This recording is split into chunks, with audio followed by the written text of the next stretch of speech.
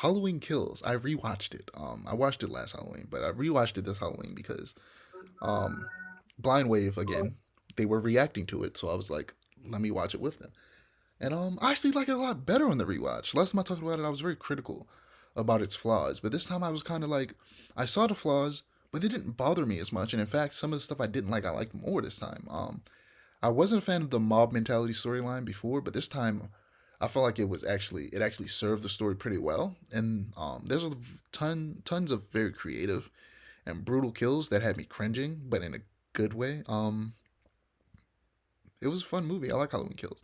Like I said, Halloween 2018, easily probably it might be my favorite Halloween movie, honestly, above even the first one. And the first one might be my second favorite now because Halloween 2018 is good. I might rewatch that tomorrow actually, because I'm gonna hang out with a friend. So we're gonna watch some horror movies. I might rewatch that.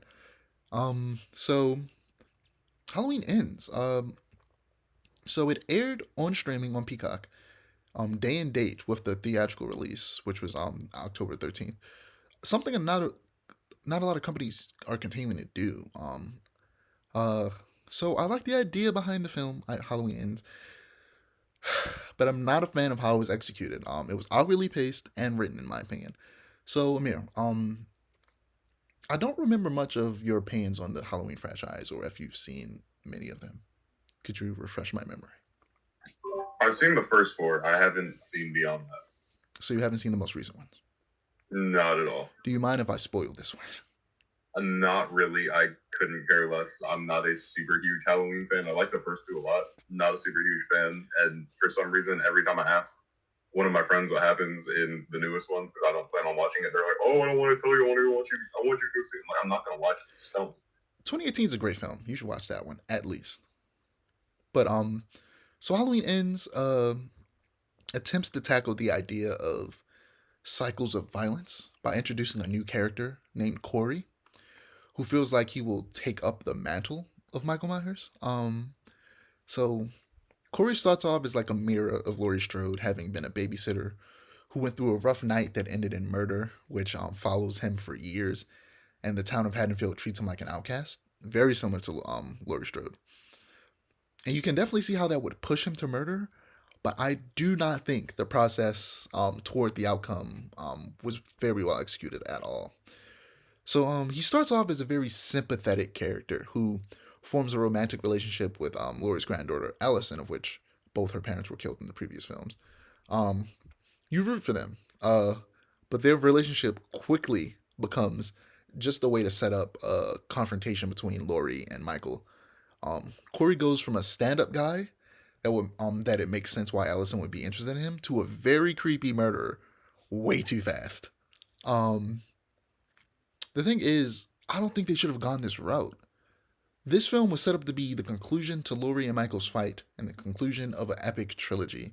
But instead, they decided to completely sideline Michael and introduce a new character way late in the game. The thing is, I think that it could have worked. Here's how I think it could have worked. So, they could have had the Shape, as Michael Myers is called, going around murdering people, but it turns out that it was Corey all along, and that Michael was dead, and that the age and all the injuries that he took in the last two films caught up to him, and his murderous rage just wasn't enough to fuel him anymore because in this film they were trying to make him more human. Um, but so he just died after he ran off at the end of the last film because Halloween Ends takes place 4 years after the fact. Um, but it but he lived through the fear that he spread throughout Haddonfield, which resulted in Corey becoming a murderer. And like they say in the film, evil doesn't die; it changes shape, which is I actually really like that line. Like there's some good things to this movie, like the opening, kind of chronicling how Corey became this pariah within his society was actually really good. It kind of just went all downhill from that. This movie was, like I said, the pacing was weird. It was unnecessarily slow. They didn't get to the killing fast enough, in my opinion. Uh, so either that, like I just said, or Corey and Michael are both going around killing people. That way, you still get the final Laurie and Michael confrontation, and we can say like Corey uses the resurgence of Michael as a way to kill people, who he hates the most. You know, the people that are always bothering him about what happened to him when he was younger. Um, and they could say that Corey was planning to do this either way. He was always gonna dress up as Michael and go around killing people. And that's why he has a replica of Michael's mask. But the actual Michael Myers returning made it more convenient for him to go around killing people without getting caught. But eventually, of course, he gets caught. Ultimately, it was a very disappointing ending to what was shaping up to be, no pun intended, a great trilogy. Yeah, it just it wasn't okay. It wasn't fine. It was actively bad. I did not like this movie. The thing is, though, this doesn't really ruin the reputation of this franchise because, like most horror movie franchises, it goes on for a long time, and there are some bad movies in the bunch.